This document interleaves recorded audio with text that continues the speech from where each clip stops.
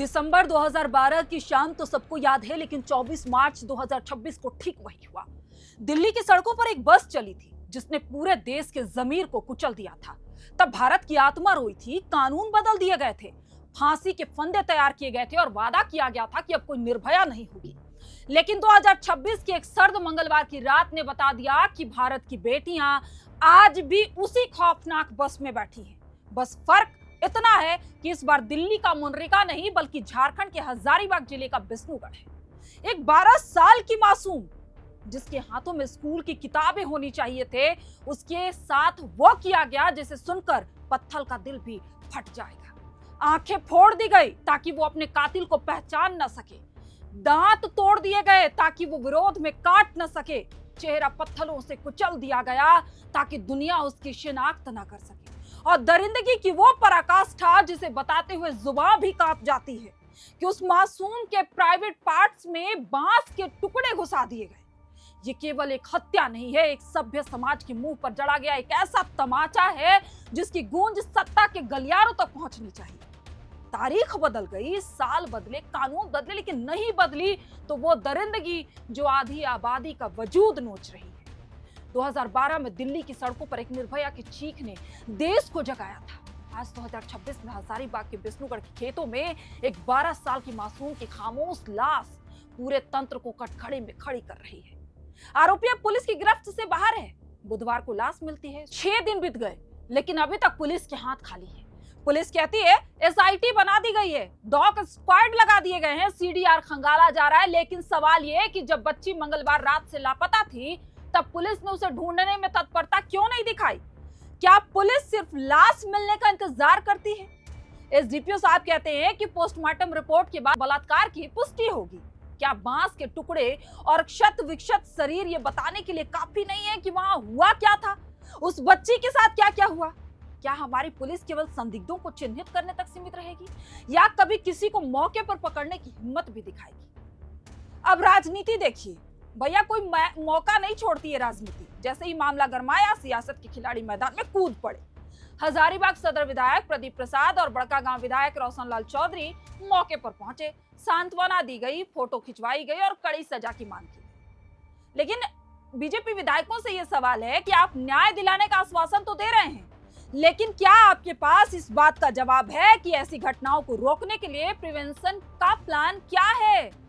क्या विपक्ष के तौर पर बीजेपी केवल प्रेस कॉन्फ्रेंस और घटना स्थल के दौर तक ही सीमित रहेगी? क्या मसाल जुलूस तक सीमित रहेगी? क्या संसद या विधानसभा में सुरक्षा के ऐसे कड़े इंतजामों की मांग होगी जिससे विष्णुगढ़ जैसे सुदूर गांव में पुलिस की गश्ती सुनिश्चित हो सके? राजनीति के कई ऐसे चेहरे हैं जिन्हें हर लाश में वोट नजर आता है। बीजेपी का भारी भरकम प्रतिनिधि मंडल घटनास्थल पर तो पहुंचा, परिवार के आंसू भी पहुंचे, कड़ी सजा की मांग की, लेकिन सवाल यह है कि बीजेपी हजारीबाग का गढ़ रहा है। विपक्ष के नाते आपने सदन में सुरक्षा व्यवस्था को लेकर कितनी बार सदन सरकार को घेरा? क्या आपकी जिम्मेदारी केवल घटना के बाद सांत्वना पर्यटन करने की है? न्याय की मांग केवल चुनावी रैलियों में ही क्यों सुनाई देती है? सवाल यह है पुलिस प्रशासन से कि मंगलवार देर रात से जब बच्ची लापता थी तो उसे खोजने में तत्परता क्यों नहीं दिखाई गई? क्योंकि जब रामनवमी का वक्त था, ऐसे में तो चप्पे चप्पे पर पुलिस बल तैनात थी। निर्भया कांड के बाद केंद्र सरकार ने हजारों करोड़ का निर्भया फंड बनाया। मकसद था कि सीसीटीवी कैमरे, फास्ट ट्रैक कोर्ट और हर गांव कस्बे में महिला सुरक्षा। झारखंड के विष्णुगढ़ की इस घटना ने उस फंड की भी असलियत खोलकर रख दी है। कहां है वो सुरक्षा तंत्र? कहां है वो सीसीटीवी कैमरे? क्या विष्णुगढ़ जैसे सुदूर गांव की बेटियां इस फंड के दायरे में नहीं आती हैं? इधर झारखंड सरकार मैया सम्मान योजना के तहत महिलाओं के खातों में पैसे भेज रही है। पैसे भेजने का ढिंढोरा भी पीटा जा रहा है, लेकिन सवाल यह है कि क्या 12 साल की मासूम बच्ची को सम्मान मिला? सम्मान योजना तो तब सफल मानी जाती जब एक बेटी रात के अंधेरे में बेखौफ घर लौट सके, ना कि तब जब उसकी लाश खेतों में क्षत विक्षत अवस्था में पड़ी मिले। सरकार विज्ञापनों में करोड़ों खर्च कर रही है, लेकिन जमीनी हकीकत यह है कि आज भी एक मजदूर की बेटी दरिंदों का निवाला बन रही है। अधिकारी कहते हैं कि बलात्कार की पुष्टि पोस्टमार्टम रिपोर्ट के बाद होगी, क्या बांस के टुकड़े और क्षत विक्षत शरीर ये बताने के लिए काफी नहीं है कि वहां क्या हुआ था? जिसने भी देखा उसका रूह कांप उठा। ये प्रशासन की सुस्ती ही है कि अपराधियों के हौसले बुलंद है। अगर पुलिस समय पर हरकत में आती तो शायद आज वो बच्चे जिंदा होते। अगर आज झारखंड या देश के लोग खामोश रहे इस मामले पर तो कल ये आग आपके घर तक पहुंचेगी। विष्णुगढ़ की बेटी को न्याय केवल मोमबत्तियां जलाने से नहीं बल्कि सोए हुए सिस्टम को जगाने से मिलेगा। बच्ची के चेहरे को पत्थरों से कुचल दिया गया ताकि पहचान मिट सके। दांत तोड़ दिए गए, आंखें फोड़ दी गई और क्रूरता की सारी हदें पार करते हुए उसके प्राइवेट पार्ट में बांस के टुकड़े घुसा दिए गए। सोचिए ये कैसी मानसिकता है। ये केवल बलात्कार नहीं, ये समाज के भीतर पनप रहे उस राक्षस का प्रमाण है जिसे न कानून का डर है न पुलिस का खौफ। इस कहानी का सबसे दर्दनाक हिस्सा वो पिता है जो हजारों मील दूर मुंबई की चिलचिलाती धूप में पत्थर तोड़ रहा था। वो पसीना बहा रहा था ताकि उसकी 12 साल की गुड़िया पढ़ सके। उसे क्या ही पता था वहीं के दरिंदे उसकी बेटी का मांस नोच लेंगे। वो पिता जब मुंबई से भागा भागा आया तो उसे अपनी बेटी का चेहरा तक नसीब नहीं हुआ। क्या हम ऐसे समाज में जी रहे हैं जहां गरीबी का मतलब अपनी बेटी की सुरक्षा से समझौता करना है? विष्णुगढ़ की इस घटना ने सबको नंगा कर दिया है। सरकार जो सम्मान के नाम पर ढिंढोरा पीट रही है लेकिन सुरक्षा देने में नाकाम है। प्रशासन जिसके नाक के नीचे मासूम का कत्ल हुआ उसके साथ इस दर्दनाक घटना को अंजाम दिया गया, और विपक्ष जो केवल राजनीति की रोटियां सेकना जानता है। इस केस की सुनवाई 3 महीने के भीतर पूरी हुई। ये लोगों की मांग है। दरिंदों को चौराहे पर फांसी दे देनी चाहिए। विष्णुगढ़ की जनता के साथ साथ झारखंड की जनता भी लगातार ये मांग कर रही है कि इस केस की सुनवाई 3 महीने के अंदर हो। दरिंदों को चौराहे पर फांसी दे दी जाए। झारखंड में महिला सुरक्षा के नाम पर आए एक एक पैसे का हिसाब जनता को दिया जाना चाहिए। उन पुलिस कर्मियों को सस्पेंड किया जाना चाहिए जिन्होंने बच्ची के लापता होने पर तुरंत एक्शन नहीं लिया। अगर आज लोग खामोश रहे तो ये आग लोगों के घर तक पहुंचने में देर नहीं लगेगी।